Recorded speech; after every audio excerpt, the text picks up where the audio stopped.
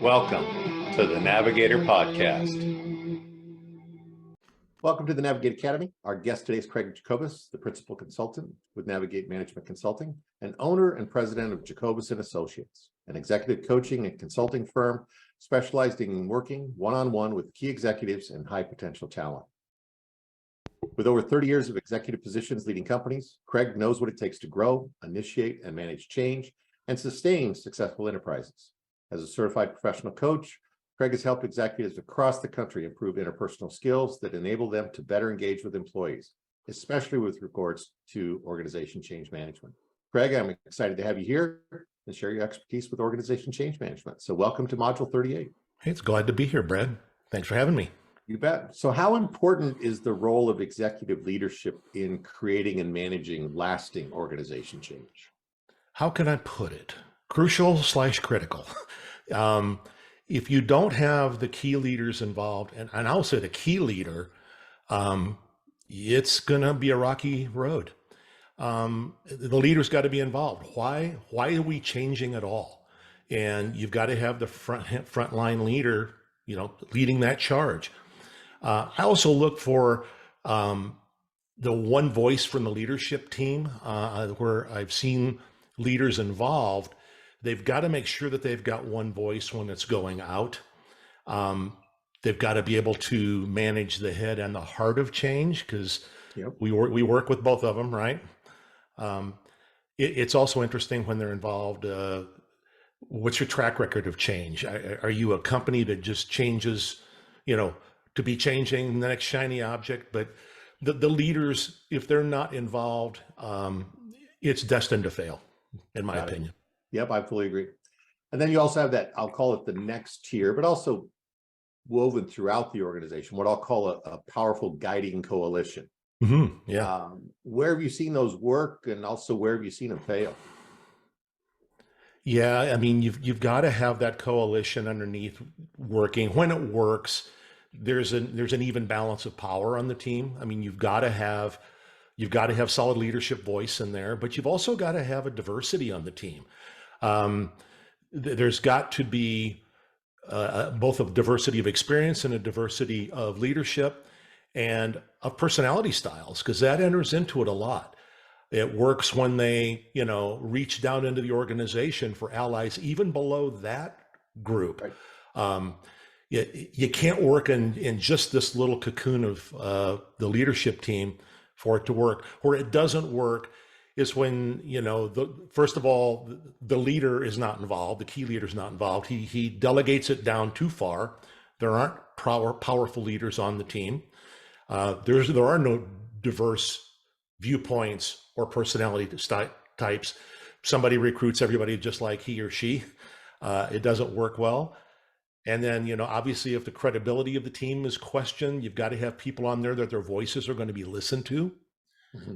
And finally, infighting and no clear direction is where I've seen them just absolutely disintegrate. Yep, fully agree. So I brought up John Cotter's seminal book, Managing Change. He talks about the dangers of a lack of urgency, and then I'll call that complacency. Yep. Have you experienced this in your history, and then how did you overcome it? Absolutely.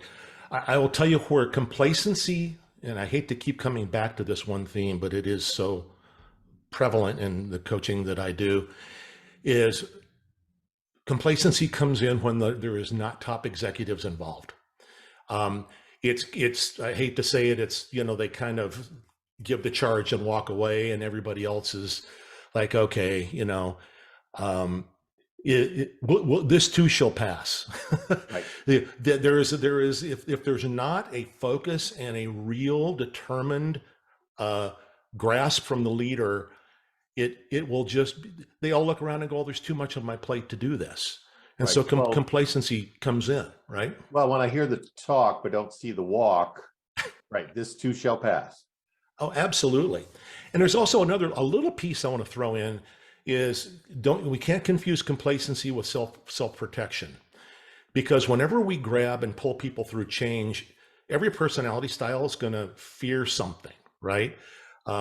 You've got authoritatives that fear loss of control. You've got expressives, they fear exclusion. They fear being excluded. Cooperatives, now everything's unpredictable. We're dragging them through change. Analyticals fear failure. So some of it can be, you can look at as complacency, but it's really, they're just in self-protection mode. Yep. And that's a huge one, especially with change. It truly is. Yep, absolutely. We also talk about the need for small wins and that constant communication of one is not enough. 100's probably just starting and 1,000's better. What's been your practice? Well, as far as communication goes, you can't communicate enough. Once the direction has been set, communicate different channels, different voices. I've seen it work where it is on an ongoing basis, everything from videos to town hall meetings to podcasts like we're doing to one-on-ones to department meetings. The message, excuse me, has to be clear, concise, and consistent all the time. They have to push it out. And as far as small wins go, everybody's familiar with the change curve, right? Mm-hmm. We're here and we want to go here. Oh, and we'll just go straight up. Never works. We always go down through the change curve. And so it's making sure we celebrate wins along that journey, because it's going to go down. People are going to get frustrated before it gets better. And I always want to make sure that the organization knows that, they're aware of it. And as we go through it, we're celebrating those small wins as we get through there. Yeah, and I think it's also celebrating the journey. Yeah. Because oftentimes in organization change, people think the destination is where we want to be and they measure it. We'll never make it. No, we've just hit our 12th win. Exactly. And another little quick piece. Sure. As we're going down through the change curve, where executives get really twitchy is when we've made it through the bottom and we're on our way back up and it's taking longer than we hoped it would. Yep. And so now it's like, okay, this isn't working. We have to change. And guess what happens? The change curve starts all over again. Right. Well, and people then go back to, see, I don't really have to change. No, this too shall pass. I can't tell you how many organizations I work with like, yeah, just wait them out. It's, it's gonna be over. Absolutely. So given that, what are 2 or 3 items you would ensure you had in place before starting a change project? Well, the first one's a solid leadership team. I've actually held off on change when I was running a couple of companies where I knew the change was going to be monumental. The leadership team was not fully in place yet. So I look for solid leadership team in place, right? Number one. Number two, you got to have a top executive committed to the change.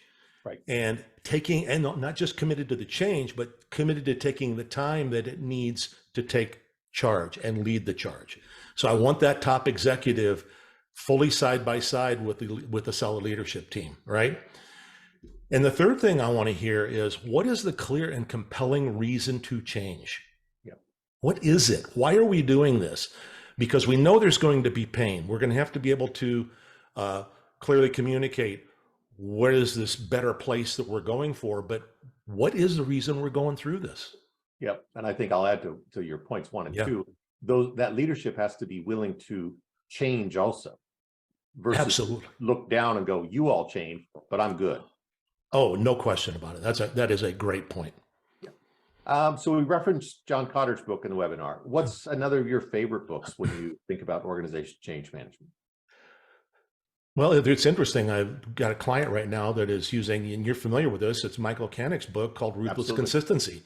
I think it encapsulates, it's more than just change, it's leadership development and all of that, but it's a book about consistent expectations and accountability.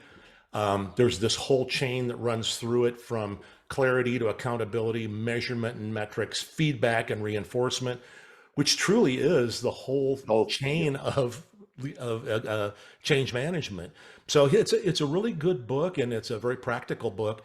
I got one of my clients going through it right now. Yeah, it's a must read. So it really is. Well, thank you, Craig. I appreciate it as always. Love talking to you.